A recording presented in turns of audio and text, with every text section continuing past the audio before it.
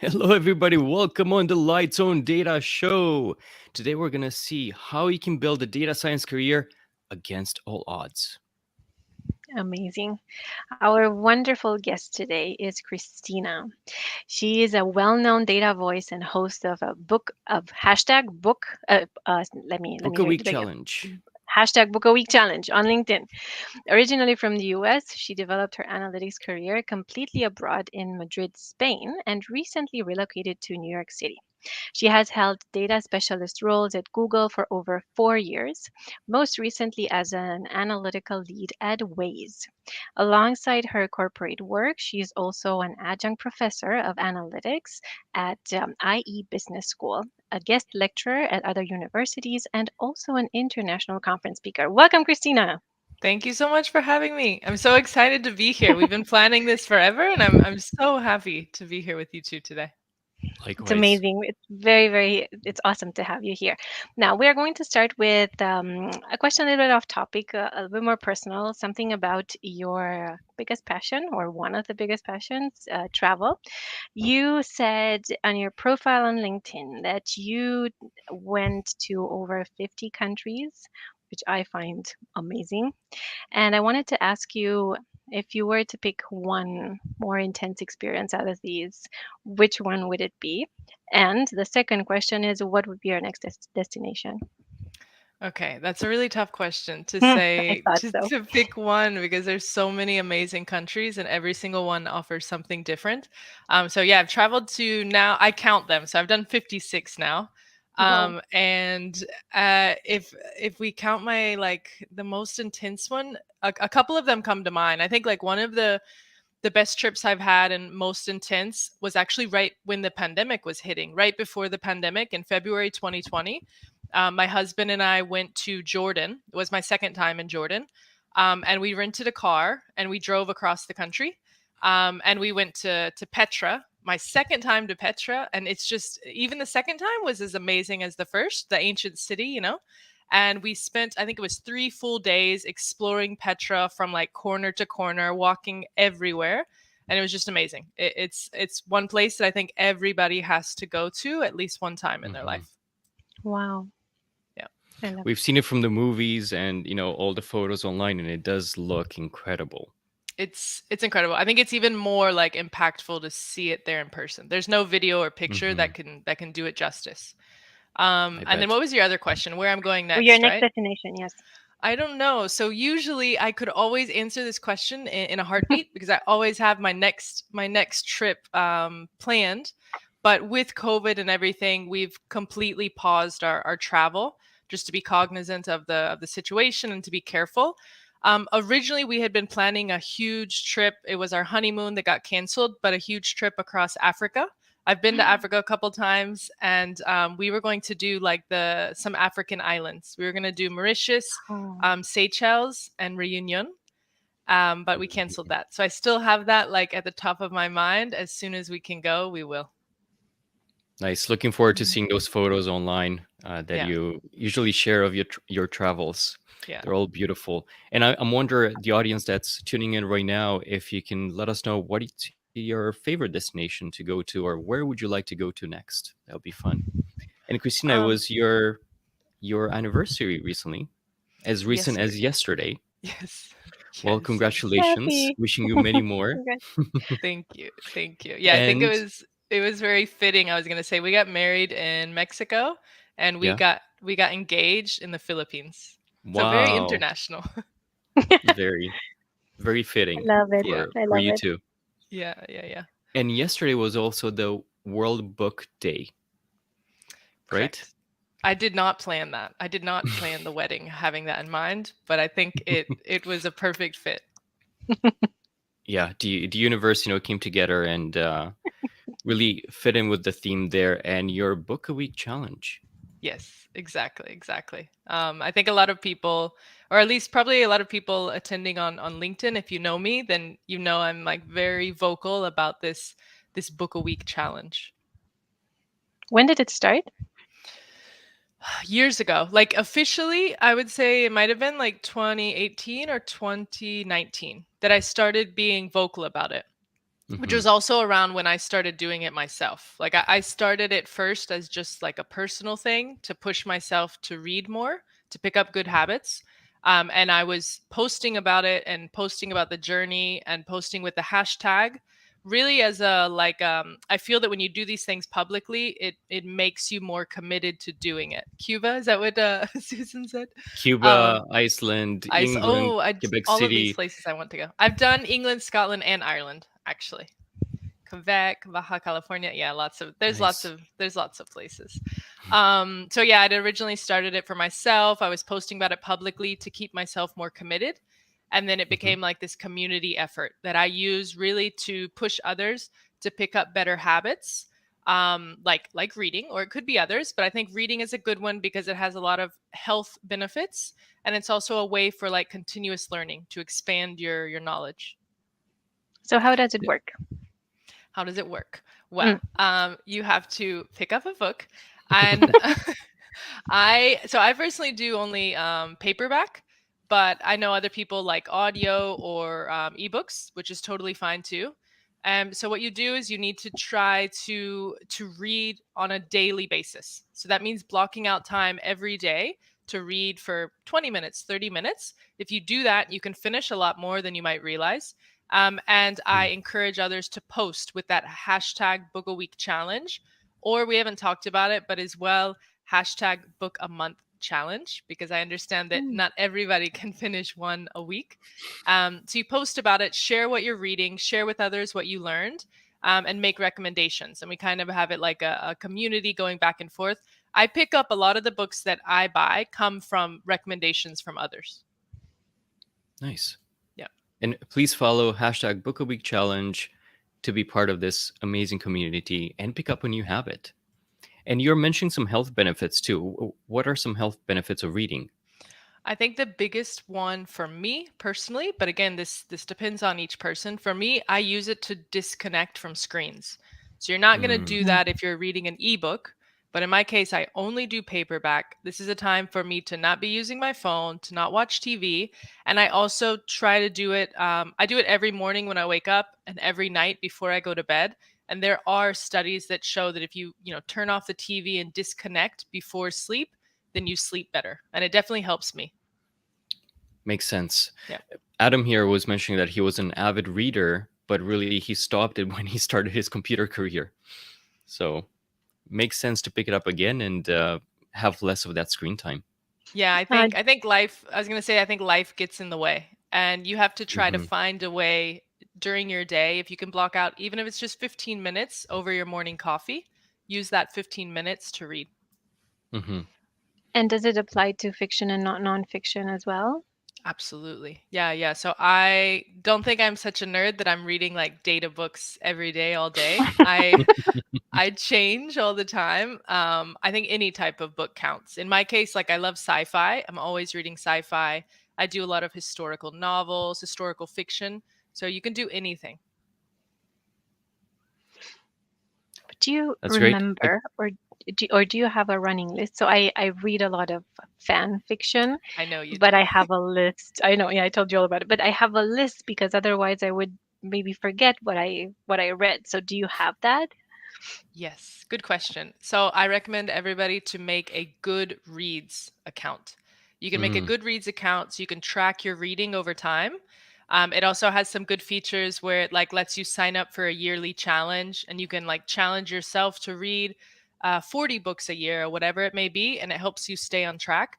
So I keep track there, and I also write like a little review for every book that I finish, and I rate it, because oftentimes I recommend people to go look there if they're looking for a good book. I've even built like lists. I made my list of like favorite books of all time. I made a list of data books, etc. So I think it's a good website to organize your reading. Susan was wondering if you have a favorite author. You know, besides Scott Taylor, besides Susan Walsh, besides Jordan Romero, besides Kate Strachny. That's true. That's true. I would first go with those data authors. A favorite author. So I think like because I'm such a fan of sci-fi, for example, Neil what's his name? Neil Stevenson. Neil Mm, Stevenson. He wrote Seven Eves. This is sci-fi though, so very like particular. But I believe his name is Neil Stevenson, and then Ken Liu, is it, for short stories? Is another one. I believe he's Chinese or Chinese American, but yeah, Thank you for the recommendations. yeah. Now, I do want to ask you, getting into the data science, data analytics topic, because we had a lot of questions about this in preparation for this episode. A lot of people were looking forward to it, not just to, get a chance to be with you virtually in this episode, but also learn from you and get inspired by your story. So I think a lot of people feel like, everything is going against them when they're trying to get into this new field, especially when they don't have that experience before. And you definitely had a lot of, all odds were against you, so to speak. Can you tell us a little bit about that story? Yeah, so you mentioned it, Diana mentioned it a bit in the intro that I built my career completely abroad. I did it in Madrid, Spain. I'm originally from the US. So by doing this in Spain, I also did it in a second language. I moved to Spain with zero Spanish and I learned it from nothing. And then I ended up developing my career in Spanish. So it was really tough. Literally like gave me headaches, but I did it. So it's possible. It's absolutely possible. And I had a lot of along the way. It wasn't just the language. That's a big one, but then as well like the culture and working with very different teams. Many times, obviously, it's Spain, so the teams are very Spanish. Sometimes it was international teams, but more times than not, it was very much a Spanish team, and I was like the odd one out. So I was used to that. Um, but I mean, you have to make the best of your situation, keep a smile on your face, go in with confidence, and do the best that you can. What was maybe one of the bigger culture shocks that you've experienced that stuck Ooh, with you? yeah, the bigger culture shocks. Is it the long working hours, the breaks, the love for food and having a good time? I don't know. Yeah, I mean, I think it's an odd thing about me is the fact that I moved abroad like immediately after my bachelor's. So I never had that experience of working in the corporate world in the US until I Mm-hmm, transferred back here, but that has been all during COVID. So I haven't mm-hmm, even had a real experience. So I completely built my career in Spain. I don't know exactly how to compare it to the American corporate world, but like some things that stood out for me is maybe just the long hours you mentioned. So normally the hours in the office go until much later than the US. Typically in the US, at least from what I know, a lot of people finish around 5 and they go home, whereas in Spain you'll easily be in the office till 7 if not 8.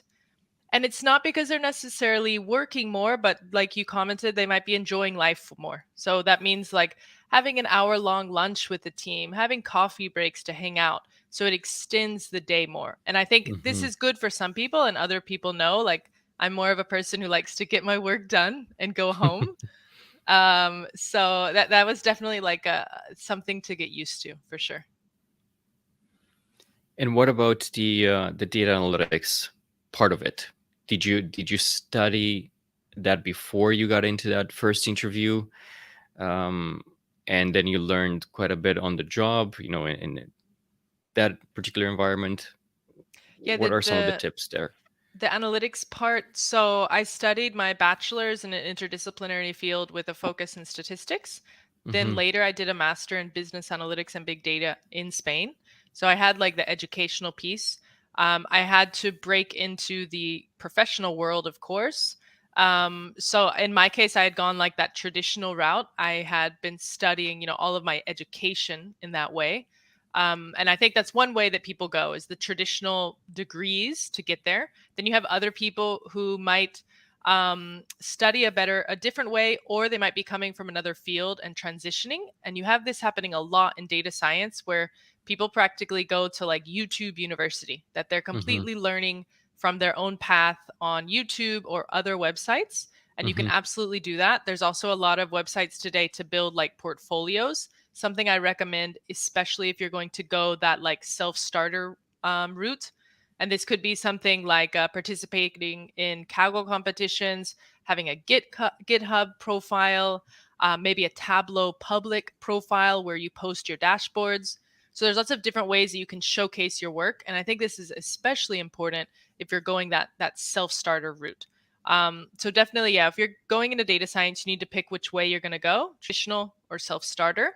And from there, like you need to focus and concentrate on what you most want to do later on. Like, do you want to be a data visualization expert, or do you want to get even closer to data engineering? Do you want to get into machine learning, something a lot more technical and mathematics and statistics based? Like, there's a lot of options. You need to realize that going in, maybe have a little taste of everything, and Hmm. try to decide something to specialize in and go after. Keeping in mind, though, I would say that you can always change. It's not a done deal. It's very common that you're kind of moving within the field and you're Right. changing from one thing to the next or evolving into another role. Did you find that about your experience as well? Were there things that you started working on first that you thought you're gonna love, but then you wanted to switch gears? Yes. So in my case, I actually started more in data engineering, and then I moved to the data science and closer to the business side. Not because I didn't like data engineering, actually not at all. I loved what I was doing before, but it just kind of happened. That was the transition that I made when I went into Google. I moved from Mm. this data engineering position at Nielsen, and I moved into Google at first, what we called like an analytical consultant role, where I was this translator between the business and the data. So in my case, it just kind of happened naturally, and I think it happens to a lot of people. I am curious, was the fact that you're a woman an advantage or rather not? I mean, I think that it's not I wouldn't call it an advantage. It's hard to Yeah. make it, but you can make it an advantage. Like, if I can be a strong woman in the field, then I can stand out. But it's definitely like there's this issue of having a gap of women in the tech field, in the data field. I've noticed it very often. Like, I'll go into these more technical meetings and I'll be the only female in the room, or Mm. I'm oftentimes the only female on my team, period. As well as like with when I was public speaking in conferences prior to COVID, going in person, and I would be one of very few female speakers. The rest would be absolutely male dominated. So it's like a bit intimidating that you can be the only female, and it has its downsides. I say, like, there's these barriers that we have to deal with. Things like the unconscious biases that work against you, and like imposter syndrome. There's studies that show that females are a lot more have a lot more issues with this imposter syndrome, especially female leadership. So definitely, there's obstacles along the way. Mhm. Thank you. Well, with more people like you inspiring those around you, I think we can maybe change that ratio that we find in the workplace, hopefully. Mhm. I hope so. And I think it helps as well, like, to all of the females listening and tuning in, Diana as well, you're a great role model. Have more females that are vocal and that are Mm. having a voice at the table, having your face out there, because I think that's something that can help, is having like female role models, female mentors, especially for younger women that are coming into the field. To have somebody to look up to and to inspire them, I think helps a lot. And do you find it culturally different now from that perspective as well, being now back in the US versus how it was in Spain? Do you find there's more women in the workplace in New York? Well, not really. But again, I have a very like closed perception right now because with COVID, there's not a lot of like Right. in-person stuff going on. I see this problem of like the gap of females in tech almost, Hmm. or really anywhere I go, because even before Hmm. COVID, I was working for IE Business School teaching classes. Hmm. And as a part of my job as well, I would do some public speaking for them, where we would go to other countries and give like not webinars now, but before it was in person. We would give conferences talking about the university, and I would give a sample class. So I got the chance to go to a lot of different countries. And when I went to these countries as well, I saw the same thing. that if I was speaking at a conference, I would be the only female on the stage, or one of few. And I saw that in Spain. I see that in the U.S. now. So I don't think it's a problem for a country or a specific culture. It happens all over the place. Laura here is wondering if you have any tips on finding mentors. If you want like a mentor that you're going to connect with on a one-to-one basis, I mean, there's one thing that you have a mentor, maybe somebody that you follow from afar on LinkedIn or something like that.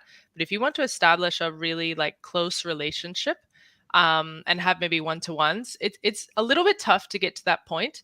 And what I would say is, do not take the approach of just like directly messaging a woman that you've never talked to and say, hey, I love your content, I would love you to be my mentor, can you connect on a call next week?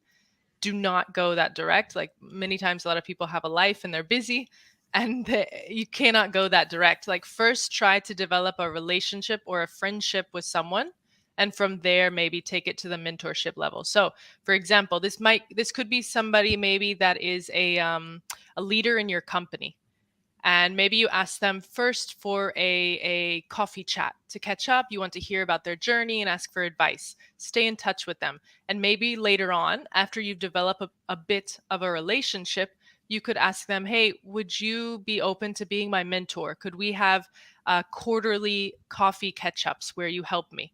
So go into it slowly, I would say. Don't go like 100% from the start.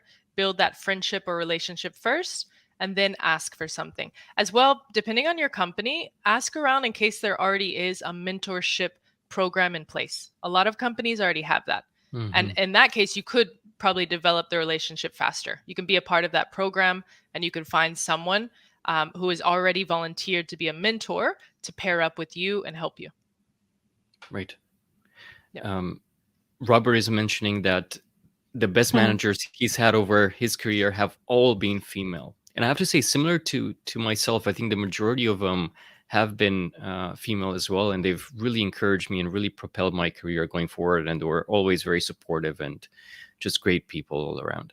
That's great to hear. I can say I've never had a female manager, sadly. So I hope I get the experience at some point. What about you, Diana? I think I had mostly female, but also my area is more towards business, so I'm not into, I've never have The had tech. tech roles.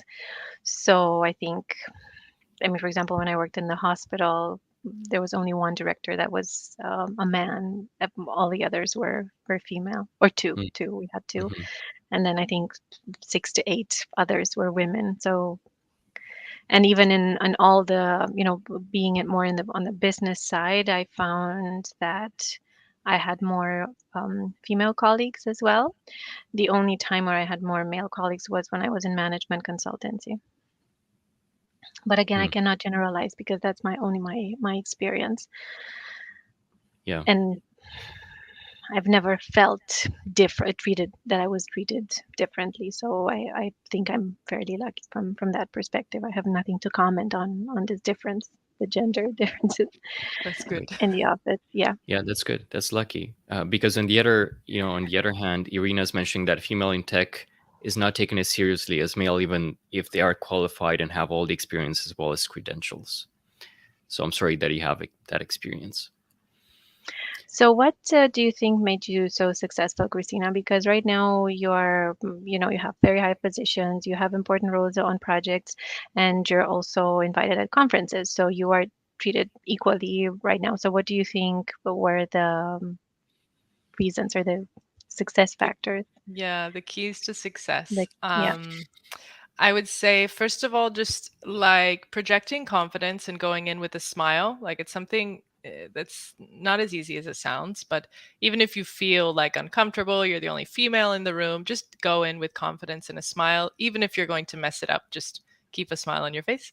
And then, so besides that, like little thing that you can change, I think. What I've worked on, like all of my career, is just my communication skills. So that means like working on any type of skills that make me comfortable in front of a crowd. And that could Mm. be speaking in a meeting in front of people, or to the point where you're on a stage speaking to people at a conference, or in a classroom speaking in front of people.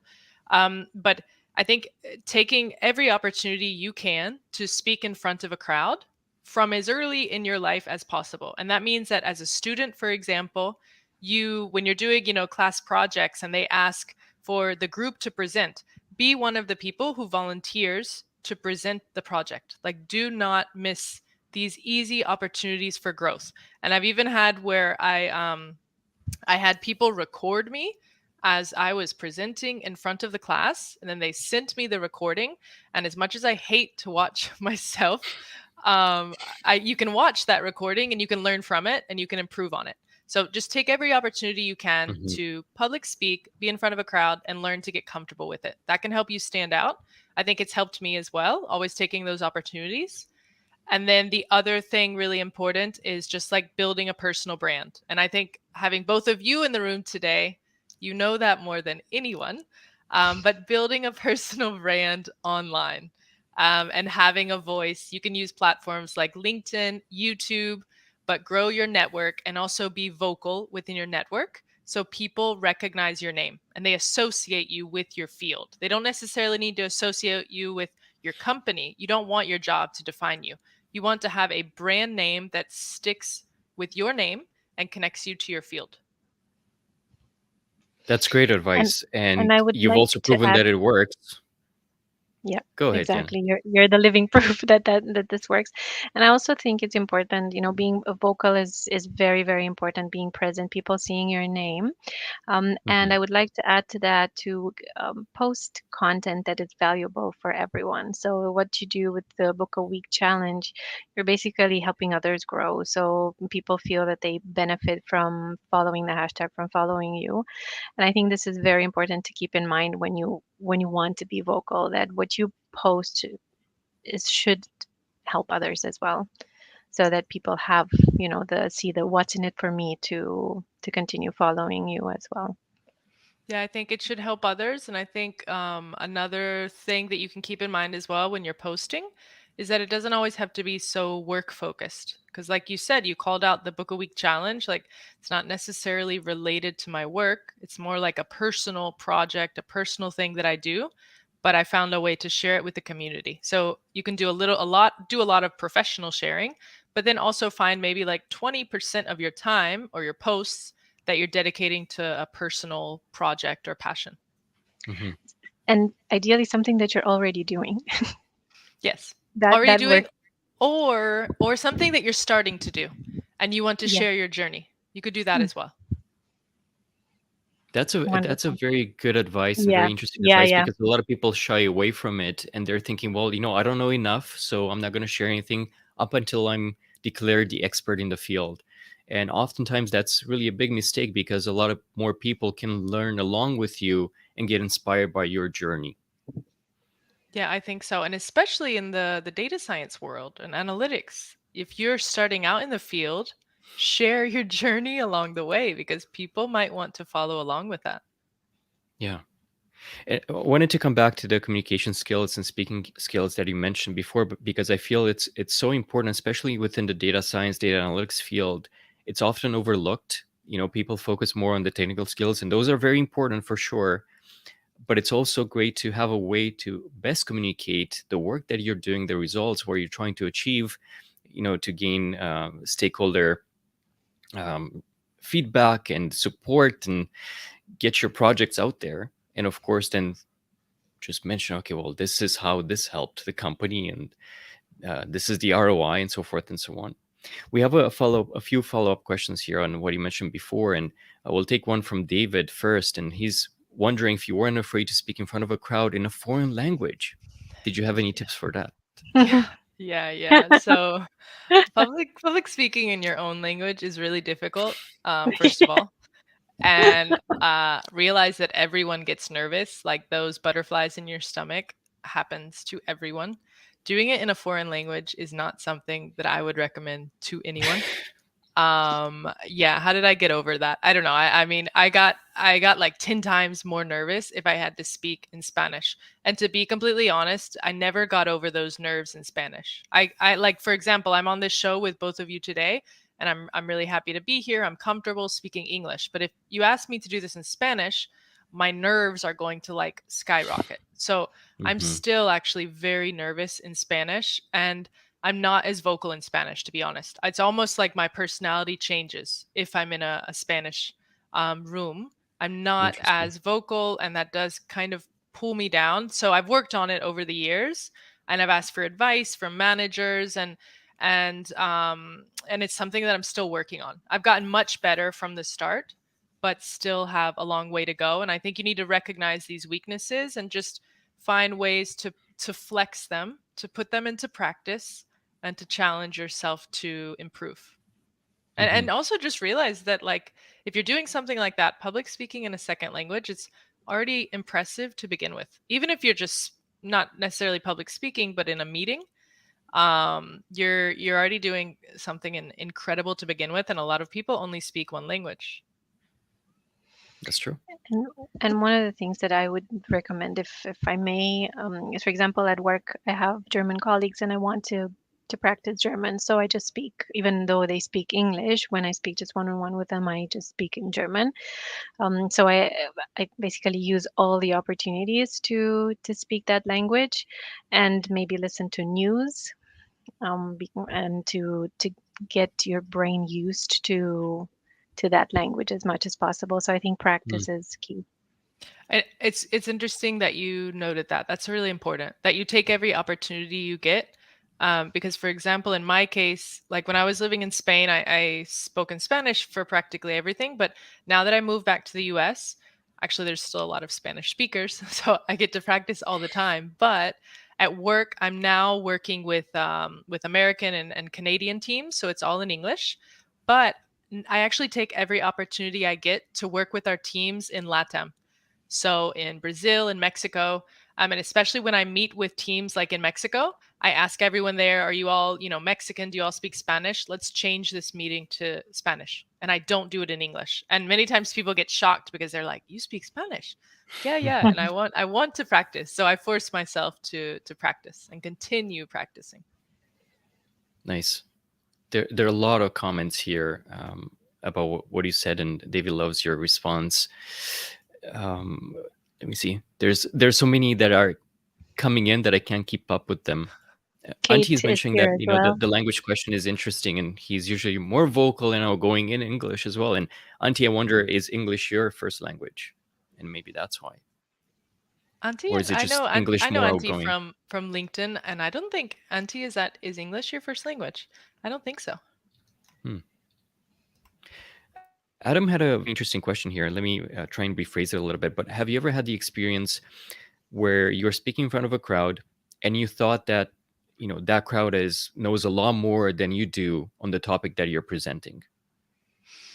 Um, kind Your of, maybe. perception. Yeah, yeah. So sometimes what happens is, whenever I am like doing a presentation or a talk, I always try to find out as much information as I can about the audience prior, and then I design the content to match that audience. And what happens many times is that you have like very diverse audiences that have a lot of knowledge and then others without it. So to make them happy, one of the things I do is just make sure that beforehand I research resources for people who want more Hmm. advanced knowledge or want to continue the conversation, continue the learning.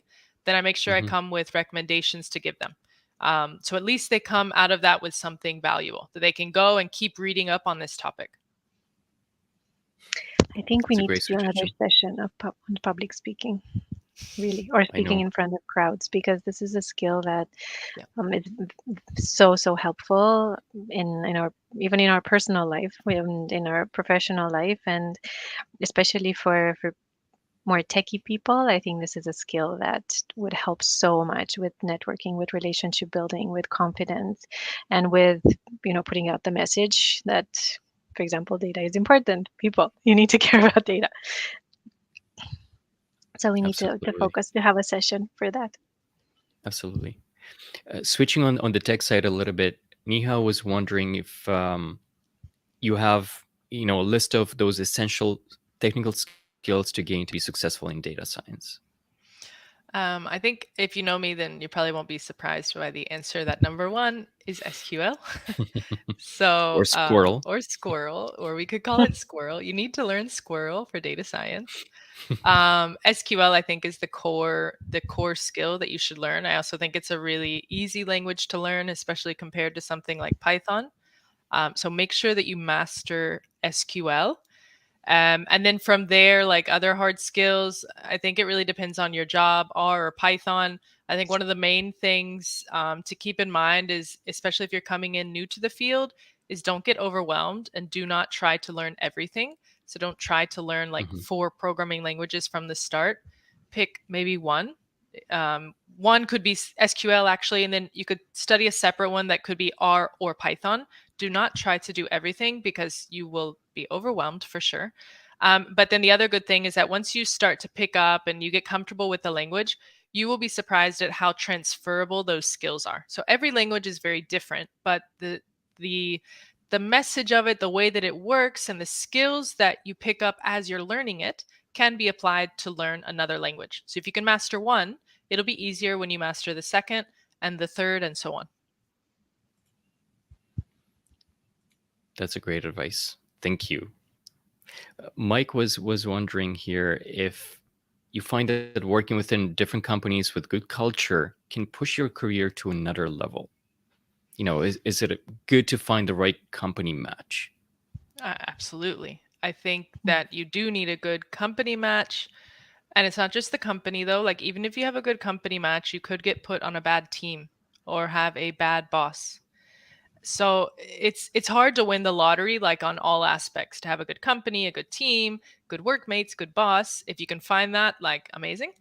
Um, so yeah, I think it defines a lot your career, where you end up working. If you feel that you're in a bad spot or something that's pulling you behind, whether it be for the company or the teammates or whatever, you don't necessarily have to jump ship first. You can, but or maybe learn from the process, stay for like a year and move on, but absolutely do not stay in that position for a long time. Don't get too comfortable Hmm. and just accept things as they are.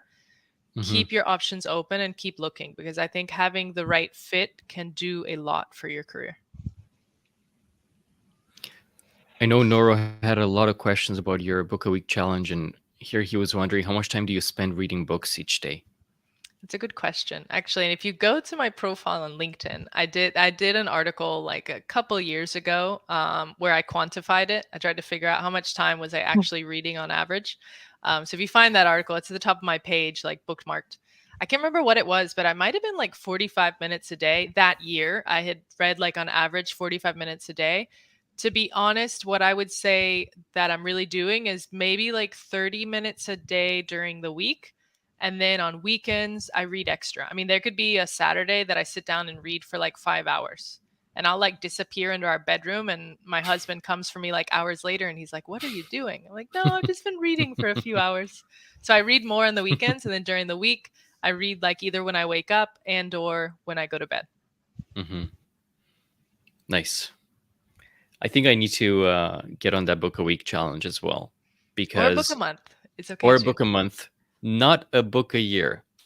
No, Yes, you can do better than that, I think. yes. I gave you some fanfics that you have not touched, so You maybe did. you can You start. did. You have to get Yes, on I'm it. guilty. I'm guilty. Well, luckily we're gonna go on a vacation next week, so I'm gonna do a lot of Mm. reading there. That's, I think, my favorite pastime is to be relaxed somewhere on a beach and just read a good Under a book palm tree. Me too, me too. under a palm tree. Yes. We went to Greece one summer, and I took 8 physical books in my suitcase. So the And physical then books, nothing else. and no, I took other stuff, but still it was funny because I literally packed 8 books in the suitcase to go traveling instead of having to read with like my Kindle. I so much more prefer paperback before ebook and stuff like that. Hmm. Okay, a couple more questions here. I know we're a little bit over our time, but thank you, Christina, for lending us some extra minutes here. There are a lot of great questions Of coming in. course. And Magdolna was wondering, what was the trigger for you to move to the next role or to the next company so far?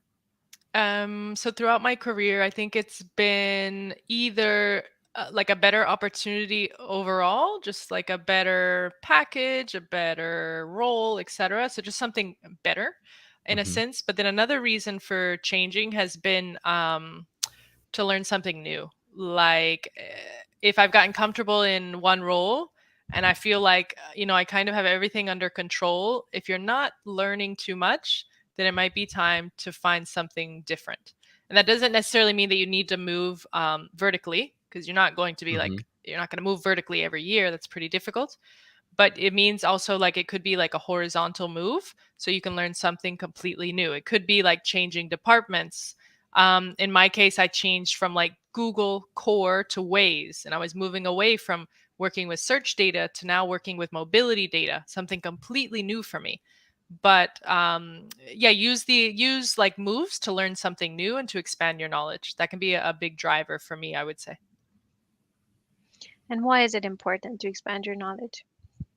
Or Then how you're important smarter. is it? No, but then you're like no, because you want to keep growing. I mean, you don't want to get bored and too comfortable in your position, or at least me, I'll get bored. And then just learning more and having more other perspectives, I think it's going to help like later down the line. The more experience that you've gathered and from lots of different industries or departments, whatever it may be, it's like you're like this wealth of knowledge, and I think it can be very beneficial, especially as you're developing in your career. Absolutely. That's amazing. I think you had a question that someone sent you a question and you wanted to address it during the show. Yeah, someone had written, so I had put a post on LinkedIn asking if anyone had any questions that they wanted to make sure we covered. And I was asked, I forget the name, sorry. I Remus, remember the who is it? Remus R. Ah, perfect. Okay. So he had asked about like advice for setting up a data literacy program for a company. Hmm. And to answer that here, so I'm definitely not the expert in this. I wouldn't want to recommend it to you. But what I would say is to follow Jordan Morrow on LinkedIn and check out his content, as well as I brought it just because I thought I'd be answering here the question. You can check out his book as well, Be Data Literate. And this talks about like data literacy for everyone, and it goes through recommendations for setting up a program within your company, what you need to do as a company, as individuals, etc. So that can definitely help, I think. Thank you so much. And I'm going to take one last question here from Kate, who is wondering, would you choose the same path if you could start over? That's a really good question. I've gotten questions kind of like this before in podcasts and stuff, like what would you go back and change and what do you regret, etc. And I would tell you that I'm not a person who has regrets. I think that everything happens for a reason and one thing leads to the next. So even if I look back at things, maybe negative things happened to me, but I think they turned me into the person that I am today. So I think I've taken them the best that I can. So no, I actually wouldn't go back and change anything. And I can tell you I've definitely made some mistakes and some bad things have happened to me, but I wouldn't go back and change them because then my path to where I am today could have been dramatically changed. So no, I wouldn't change anything. Thank you. Wonderful. You're You've inspired a lot of people here today. Aaron mentioned that you've given a lot of amazing advice, especially for him. So thank you for that. happy to And hear you've that. inspired a lot of people with the book a week challenge. David here is going to become a book eater. I like that. I like that. And Diana is saying that she's going to start with a book a month, but secretly it's probably going to turn into 2 books a month. So that's a great start. Yeah, that's And wonderful. I will too.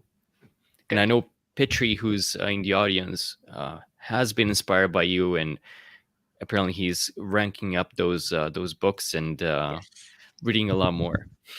I'm going to hold you to that, by the way, George, that you're going to be reading. I'm going to be checking in with you to see if you're staying on top No, of it. check in with And me. you, okay, I will, And Diana. I if will be George checking. reads them. That's great. One last question here, just because I think it will help a lot of people. Niha is wondering if you recommend a site or having a website to showcase your skills? So I think I'm interpreting from this question having your own website to showcase your skills, maybe. Hmm. That's what I Um, understand as well. Yeah. yeah, having your own website. So probably not the best person to talk on this since I don't have a website. But my advice would be actually, yeah, it could help. It's something that I have like at the top of my mind, like I need to make a website and like an online resume in a sense, but different from LinkedIn. I think having a website to showcase your skills could be, yeah, it's a definitely a good thing to do, and it could link to whatever portfolios you have. You can maybe even integrate something into your website if you're building like data visualizations or whatever it may be. But absolutely, if you can pull that off, build up a website to showcase, then yes, do it. Learn from me, Thank you. but do not do as I do because I'm not doing it yet. But I promise I'm going to get around to it. Thank you. You're Well, welcome. thank you so much, Christina, for joining us today and imparting your knowledge and experience and inspiring people all the time. Of course. Thank you so much for having me here today, and thank you everyone for being here. I was happy to be on the Lights on Data show. So thank Yay! you. Thank So, you. Christina, thank you. Everyone, make sure that you follow Book a Week Challenge, that you follow Christina. And thank you, Christina, for these valuable insights. As always, thank you for the impact that you have on the community. Thank you for the challenge. Thank you for inspiring George and everyone else. And Very thank you for being welcome. here. Have a Happy beautiful to be weekend, here. everyone. Thank you very much for the questions and for being so engaged in this session. Yeah, lots of great questions. Thank Yeah. you, everyone. And have a good weekend. Thank you. Thank you. See Bye. you next Friday. Bye. Bye.